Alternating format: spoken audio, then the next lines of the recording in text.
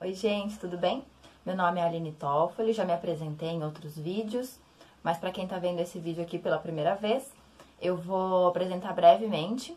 Eu sou professora de Educação Física, especializada em práticas corporais da medicina tradicional chinesa, no caso Kung Fu e Tai Chi Chuan. Ano passado, realizei um intercâmbio para a China, onde eu morei em Wuhan por 1 ano, e aprendi mais sobre a cultura chinesa e também sobre a língua chinesa. Então, de volta para o Brasil, eu estou atuando, além de professora de práticas corporais, também como professora de língua chinesa, no caso mandarim, para brasileiros. Esse vídeo aqui hoje é para introduzir um pouquinho para vocês a história da língua chinesa. Acho que um primeiro ponto a colocar aqui na nossa discussão é um fenômeno que acontece na China e que não acontece da mesma forma no Brasil, que é a presença de dialetos. Um dialeto, de uma forma simples, nada mais é do que uma variação linguística que acontece em um território ou região realizado por um grupo social específico. Isso quer dizer que na China nós vamos ter catalogados aí, 56 etnias diferentes, contando com o grupo majoritário que se chama Han, Você tem 56 etnias e cada uma dessas etnias ela vai ter um dialeto diferenciado. Isso não quer dizer que existam 56 dialetos, mas existe diversas formas e variações na maneira de se expressar, com que faz com que você tenha uma gama gigantesca de dialetos na China. Isso, em realidade, faz com que muitos povos do norte e do sul da China, eles às vezes não consigam sequer se comunicar. Isso acontece muito com o cantonês, por exemplo, e o mandarim, que tem uma matriz linguística muito diferente uma da outra. E, de fato, se você colocar um chinês que fala cantonês e um chinês que fala mandarim apenas, eles não vão conseguir se entender. Então, essa é uma dificuldade que acontece na China. E isso eu falei do cantonês, Mas, como eu disse, existe uma gama muito grande de outros dialetos, com uma matriz linguística também muito diferente uma da outra. Para a gente finalizar um pouquinho essa parte de contextualização e história da China, é importante dizer por que a presença de tantos dialetos nessa região. Para quem conhece um pouco sobre a história da China, sabe que até antes de 221 a.C., a China ela era, na verdade, um conjunto de territórios, não existia China, Eram muitos territórios que eram chamados de reinos diferentes, em que viviam em combate entre si. Os romances mais famosos da época, um deles, inclusive, o Romance dos Três Reinos, um clássico da literatura chinesa antiga, vai trazer, inclusive, essa realidade. Confúcio, ele vive nesse período, Inclusive, a grande questão de Confúcio é trazer um código ético e moral para que as pessoas consigam viver em paz e viver bem dentro de um contexto, pensem vocês, de guerras praticamente todos os dias acontecendo. Então, a China, na verdade, que a gente conhece hoje, ela é um amontoado de vários povos, Várias etnias que foram em 221, então, como eu disse, antes de Cristo, unificados pela força, obviamente, pela força de uma guerra, pelo imperador Qin Shi Huangdi, que é conhecido aí classicamente como o Imperador Amarelo, Que ele é o primeiro imperador da China quando se unifica o território. Vamos entrar especificamente na proposta da aula de hoje. A aula de hoje é focada na pronúncia, que é um dos pontos que penso eu que seja um dos mais complicados, na língua chinesa. Não apenas pela fonética, a formação de sons que são diferenciados em relação ao português aqui do Brasil, mas também a questão da existência dos tons. É uma língua tonal. E eu já vou explicar a diferença entre tom e acento, Então, nós entramos no mandarim, em chinês, também conhecido como Han-yu.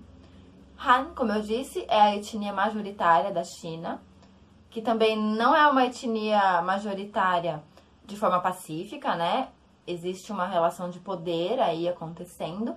Fato é que hoje os chineses propagam, e tem essa informação de que Han é a etnia majoritária da China e que se fala o mandarim. Esse mandarim padrão é o mandarim de Beijing, que é a capital da China, certo? A gente vai ter um outro fenômeno, né, na língua chinesa, que se chama pinyin. Pinyin é a transliteração dos caracteres chineses em alfabeto romano. Isso se deu também na época do Mao Tse-tung, a Revolução Maoísta, com os principais objetivos de, como eu falei, unificar a língua chinesa, inclusive por meio da escrita, né? Então você vai universalizar essa educação da língua chinesa. Acontece também para quando você ensina a língua chinesa para estrangeiros, é uma forma de você aprender através do pinyin, que é a parte escrita, que não é o ideograma, é como você escreveria o ideograma, certo? E também com a questão do advento das tecnologias, como você vai digitar no teclado, como você vai digitar no celular, certo? Então, você tem a presença aí do pinyin, que significa fonética, basicamente, né? Bem, o pinyin, ele vai usar 25 das 26 letras do alfabeto latino, sendo que o V é a única letra que ficou de fora desse processo. E o pinyin, ele conta hoje com 412 sílabas, que vão formar todo o idioma. Claro que com as suas variações, né? E inclusive variações de tonalidade. Como se escreve, então, em chinês, né? Tirando a parte dos ideogramas, que vai ficar para a segunda aula, mas a escrita em pinyin, ela é feita da seguinte maneira. Uma sílaba em pinyin, ela vai ser formada por uma consoante inicial e por uma vogal final, mais o tom daquela sílaba, né?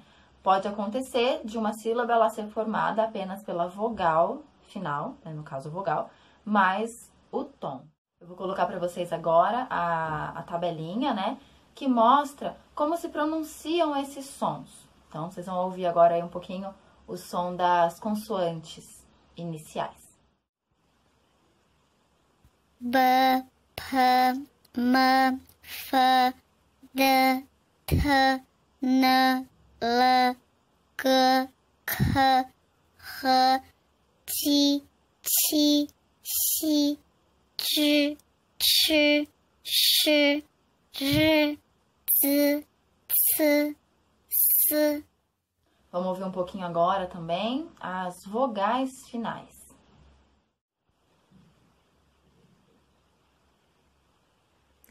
I, U, Ü, A, Ya, Wa, O, Wo, Ö, Ye, Yue, R, I, Y, A, Wei, Ao, Yao, O, Yu, An, Yen, Wan, Yuan, In, Un, Yun, Ang, Yang, Wang, In, Wang, Yong. Deu pra ver, né? Um pouquinho como que se dá a fonética da língua. E não tem jeito, a gente tem que praticar em frente ao espelho, gravando, pra treinar a nossa musculatura, né, da língua, que é um músculo, a conseguir fazer esse som. Nós não somos acostumados a determinados sons e a gente precisa treinar. Muitas vezes a gente não vai conseguir mesmo fazer o som da forma com que um nativo faz, e isso não é problema nenhum, né? Porque o importante da língua é a comunicação. Então, você conseguindo se comunicar, o outro lado entendendo, tá tudo certo. Vou passar para vocês também essa tabela, é uma tabela que tá no site que eu vou pôr no link aí na tela. Você tem todas as possibilidades de formação de sílaba com os seus respectivos tons, tá? Então, vocês podem ficar brincando um pouquinho aí nessa tabela. Bem, vamos falar um pouquinho agora dos tons, né, que fazem parte aí da língua chinesa, que é uma língua tonal, certo? Então, eu falei no início do vídeo que eu ia comentar o que é a diferença entre acento e tom. Eu vou fazer isso de uma forma muito rápida, muito simples, porque valeria um vídeo só para isso. Existem estudos mostrando a diferença ou não entre um e outro, tá? Mas basicamente um acento é uma marca que existe em cima de uma sílaba que indica quando ela tem que ser pronunciada de uma forma mais forte em relação às outras adjacentes, tá? Por exemplo, panela. Você não vai ter ali uma grafia de um acento, você não tem acento agudo, né? Mas você sabe que panela se pronuncia a sílaba né de uma forma mais forte do que pá e do que lá, certo? A gente não fala panela ou panelá, certo? A gente sabe que é panela. Agora, um tom, ele já tá ligado com a questão semântica daquela sílaba. Então, uma sílaba que tenha uma entonação diferente, ela vai virar outra sílaba, no caso, outra palavra em chinês. Eu vou fazer o exemplo clássico que todo mundo usa, que é do ma, né, da sílaba ma. Por exemplo, se você tiver uma sílaba ma marcada com macron, que é o primeiro tom, o símbolo do primeiro tom, esse aqui, você vai ter a palavra mãe. E a gente fala ma, né? O macron, ele indica que a gente mantém uma altura mais alta, constante. Aí a gente vai para o segundo tom, que é marcado pelo símbolo do acento agudo, né? Em que a gente coloca a mesma sílaba ma com o segundo tom, ficando ma. Ele sai daqui de uma altura média e sobe, né? É parecido com a nossa interrogação, a nossa pergunta, a nossa entonação de pergunta, né? No português, tá? Ma já não é mais mãe. Isso seria um tipo de erva em chinês. Vamos pro terceiro tom, ainda com a mesma sílaba ma, mas a gente coloca a braquia, que é o símbolo aí do terceiro tom, ficando ma. É um som que desce e sobe. Algumas vezes ele pode só descer, se ele tá dentro de uma frase, né, maior, ele pode só descer. No caso, palavras isoladas, a gente desce e sobe. Então, seria ma, significando cavalo.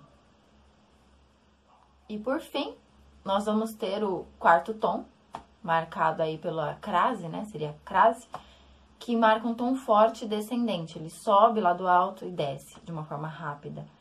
Então, é ma, que já é o verbo xingar. A gente tem ainda a presença do...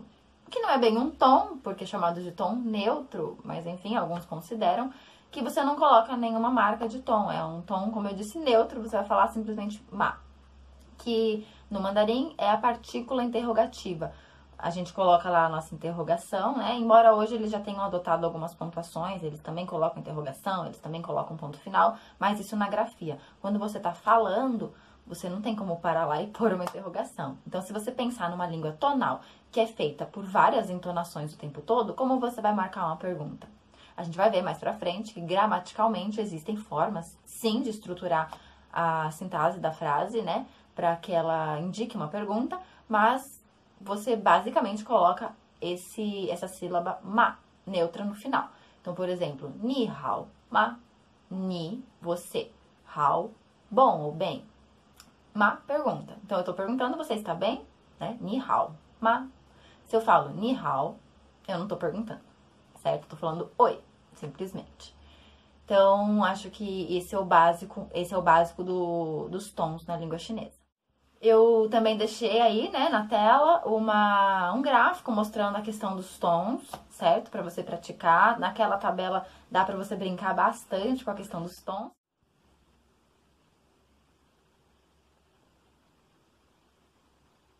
Com isso, a gente fecha esse curso rápido, digamos, de mandarim, para que vocês possam conhecer um pouquinho mais sobre a cultura chinesa. E como eu disse, quem se interessar, daí sim, em começar um curso mais a longo prazo, mais aprofundado de chinês, né, da língua chinesa mandarim, aí entre em contato comigo, tô dando aulas pela internet, a gente pode conversar e marcar um horário, tá bom? Então, muito obrigada, até mais!